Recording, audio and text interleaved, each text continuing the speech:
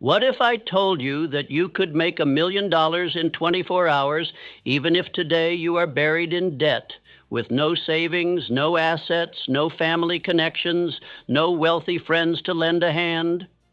What if I told you that you could cross from poverty into prosperity faster than the clock strikes its next cycle? Even if you have failed in business, wasted years drifting, and find yourself now with nothing to show but regret? You would call me extreme. You would laugh in disbelief. You would whisper to yourself, "It cannot be so." But I tell you, I have seen fortunes turn in a single day. I have witnessed wealth rush toward a man as sudden as a storm, while his neighbor waited decades in vain. And I say to you now, it is not chance, it is not accident, it is not luck, it is law, a law hidden from the multitude because they would rather mock than obey. A law the rich will never shout from the rooftops because they know most men will not pay the price of definiteness. You are thinking, how? How could this be? Do not rush. If I were to give you the answer in one word, you would dismiss it as too simple, too unbelievable. That is why I will not hand you the treasure in a sentence. I will walk you into it law by law until your own mind cannot escape the conclusion. By the end of this speech, you will not only believe that great wealth can arrive in 24 hours, you will know why and how. But before I show you, let me place a warning before your eyes. If you treat this as mere entertainment, if you drift while you listen, if you take these words as inspiration but not as command, you will gain nothing. You will walk away exactly as you came, poor, doubtful, waiting for someday. This law does not honor the lazy. It bows only to the definite. Think of this. Why does one man remain stuck for 30 years in the same misery, while another secures his fortune in a single day? Why does one man accumulate nothing but bills and disappointment, while another walks into opportunity as though it were prepared for him alone? The difference is not education, not inheritance, not connections. It is something far greater, far more mysterious, and far more available to you than to the men who pretend to be your betters. Frank W. Gonzalez discovered it when he stood in his pulpit and declared, "What I would do if I had $1 million." He had no million, no wealthy allies, no earthly reason to expect that his words would be answered. Yet within 24 hours, the fortune was his. Not because of chance, but because his words carried definiteness, desire, faith, and decision. He preached as though the money were already in his hands, and by morning the world had obeyed him. This is the law you are about to hear. The law that riches flee from vagueness and leap toward definiteness. The law that time itself bends when desire burns white hot. The law that money, already in circulation, is drawn to the man who commands it with purpose. You will not hear this in schools. You will not hear this from the mouths of the rich, but you will hear it here. So listen carefully as though your future depends upon it, because it does. For the next few minutes, let every other thought fall away. Hold nothing but this question in your mind. What if I too could awaken tomorrow on the road to fortune? By the end of this speech, that question will no longer be fantasy. It will be a command you can issue, if you will. Introduction. The hour hand of riches obeys fire. You ask me how soon riches will answer your call. I tell you plainly, wealth comes at the speed of your burning desire, and not one moment sooner. Men wait on years, on seasons, on fortune, while the law of riches waits on them. If a man sets his heart aflame with such intensity that his thought becomes command, the world of causes bends swiftly, sometimes in years, sometimes in days, sometimes in hours. This law is not theory, it is record. I have seen fortunes move with the suddenness of a storm after months of stillness. The timid call it luck, but the honest student knows it as the sudden reward of desire that at last reached the heat of command. When the heart burns white hot, time itself contracts. What would take decades to the wavering may take a night to the definite. Let me show you this truth through the story of Frank W. Gonzalez, a young minister in Chicago. He announced a sermon with the daring title, "What I Would Do If I Had $1,000,000." He did not mount the pulpit as a beggar hoping for alms. He spoke as one who already held the key. His words carried no timidity, no speculation. They carried decision. He painted a vision of a school where young men would be trained to think and to work in the same hour, where education would not be theory without practice, nor practice without philosophy. He spoke as though the $1,000,000 were already in his hands, as though the brick and mortar already stood, as though the voices of grateful students already rang in its halls. The next morning, a messenger came from Philip D. Armour, the great packer. "Young man," Armour said, "if you will put your sermon into deeds, you shall have your $1,000,000. And from that decision was born the Armour Institute of Technology. Do not miss the lesson. One definite desire declared with fire drew $1,000,000 overnight. What steps brought that $1,000,000? First, a purpose written in the heart so clearly it could not be mistaken. Second, a mind heated by faith until every word carried authority. Third, a plan spoken so vividly that listeners saw it. Fourth, the courage to speak as one who commands, not as one who begs. With those 4 steps, the $1,000,000 was not chased, it arrived. Men ask me, can wealth truly come in 24 hours? I say, if 30 years of drifting still chain you, do not quarrel with the clock, quarrel with the drift. Yet know this, when desire reaches the heat of command, fortunes do indeed arrive with astonishing speed. Many men have awakened one morning poor and lain down at night rich, for they finally decided. You must learn to distinguish wishing from desiring. Wishes are smoke, desire is fire. Wishes drift with idle talk. Desire fixes its eyes, burns in silence, and moves the limbs to action. Frank Gonzalez did not wish. He declared. Armour did not pity. He invested. The $1,000,000 did not stroll. It hurried, because purpose had summoned it with unmistakable fire. Understand this law.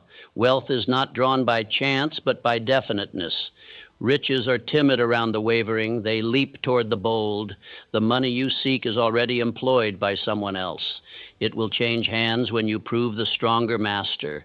The purse of the world is not scattered at random. It flows to order, to clarity, to strength.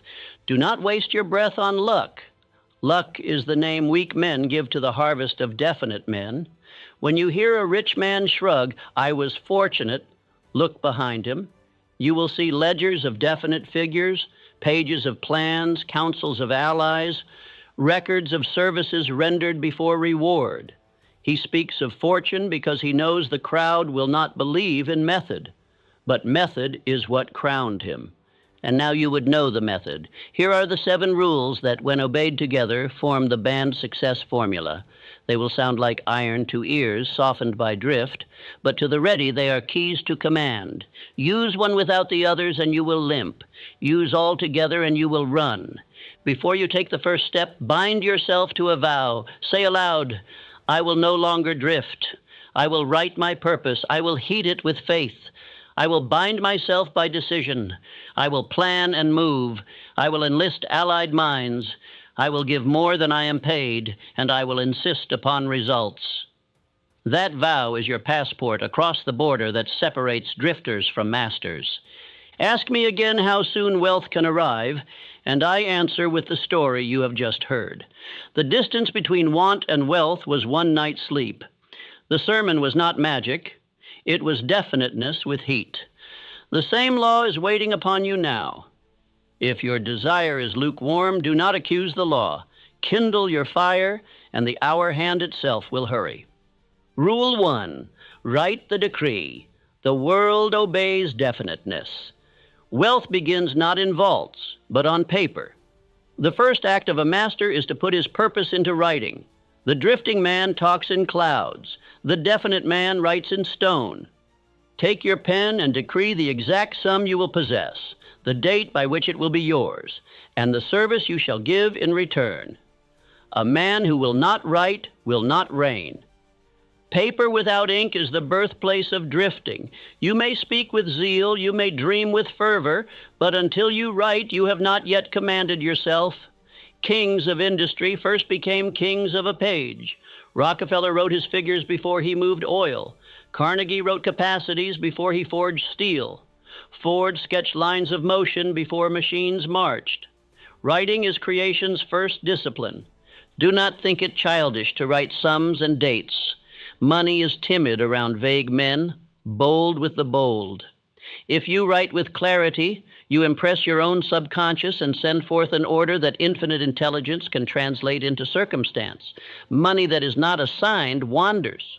Money that has a master's order hastens to serve. Name the uses for your money. The subconscious does not obey mist, but image. Write what it will buy, what service it will fund, what gift it will make. If you write, I shall acquire $50,000 by December 31st through organizing a sales company to distribute, you have struck the law with precision. Vagueness begets vagueness. Clarity begets clarity. Each morning and night, read your decree aloud. Do not mumble as one ashamed. Speak as a herald of your own destiny. Your subconscious responds not to idle words, but to repeated declarations soaked in emotion. Words clothed in heat are seeds. They fall into the deep soil of the mind, and there they root, bloom, and return as ideas, allies, and opportunities. Timid men reap timid harvests. They speak as though half afraid their words will be overheard by doubt. Speak as one who commands, not as one who begs. Speak with thanksgiving, as though the decree were already honored. Gratitude before possession is faith's signature. It convinces the subconscious that the wealth exists, and then it begins to arrange the evidence. Consider Edwin C. Barnes. He wrote his decree not on paper, but on his very life. He declared, I will be business associate to Thomas A. Edison. He did not say, I hope to work for him. He said, I will work with him. His appearance was shabby, his pockets empty, yet his decree was rich. In time, his body walked into the office where his imagination had long sat. The decree preceded the desk. Barnes's pen was his will. His ink was his determination. He spoke his partnership into existence by wearing it in thought, declaring it in desire, and backing it in persistence. The drifting young men around him sought wages. Barnes sought decree, and the decree obeyed him. Let me give you an affirmation for this law. Speak it with firmness. I decree my wealth with definiteness. My pen is law. My tongue is command. My subconscious obeys. Infinite intelligence supplies. Opportunity appears. I act. I do not drift. I write. I decide. I persist. My decree is the mold into which my fortune is poured. Repeat it until you feel it steel. You will be tempted to bury your decree under the vague shelter of someday. That is fear clothed as prudence. Do not permit it. If the date proves too ambitious, you may adjust the clock, but never adjust the definiteness. A moving hand on the calendar does not break the law, but a fogged decree dissolves into nothing. Better to err with bold precision than to rot in haze. Every empire of wealth began with a line on paper. Rockefeller wrote down figures before oil became empire. Carnegie jotted plans of capacity before furnaces roared. Ford drew diagrams of motion before wheels turned. A decree is prophecy in uniform. The world does not bow to dreams unspoken. It bows to written laws of men who refuse to drift. Guard your decree from idle chatter. Do not parade it before doubters who will sow seeds of mockery. It is your law, not theirs. Show them results, not sentences. The decree is a covenant between your conscious will and your subconscious power. Treat it with reverence. When the harvest comes, critics will say, you are fortunate. You will know you are definite. The act of writing is not mere ritual. It is command in visible form. Your eyes behold your words, your lips rehearse them, your mind absorbs them. Each sense is enlisted until the decree saturates your being. That saturation is faith. Faith is the magnet. The decree is the pole. Wealth is the iron. Once aligned, the attraction is inevitable. Say it again. My decree is my law. My pen is my throne. My words are my command. My fortune obeys me because I am definite. I am not a drifter. I am a master. I write, I speak, I act, and I persist. My decree precedes my riches, and my riches follow my decree. Barnes proved it. Rockefeller proved it. Carnegie proved it. You must now prove it. Take your pen, write, fix your sum, fix your date, fix your service, fix your plan, then speak morning and night.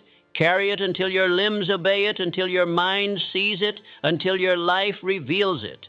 This is the first law. Write the decree. The world obeys definiteness. Rule 2. Ignite the furnace. Desire until the air burns. A decree written cold is a winter sun, light without heat. It gives no harvest. Desire is the flame that turns the decree into a living law. Until your purpose becomes burning desire, it is a wish. Wishes are weak, but desire is fierce. When your heart is set aflame, the world bends, men respond, and opportunities hasten as though ordered by a general. Drifting men say, I would like to be rich, but their words carry no heat, and so nothing moves. But when a man declares, I must be rich, I will serve, I will persist,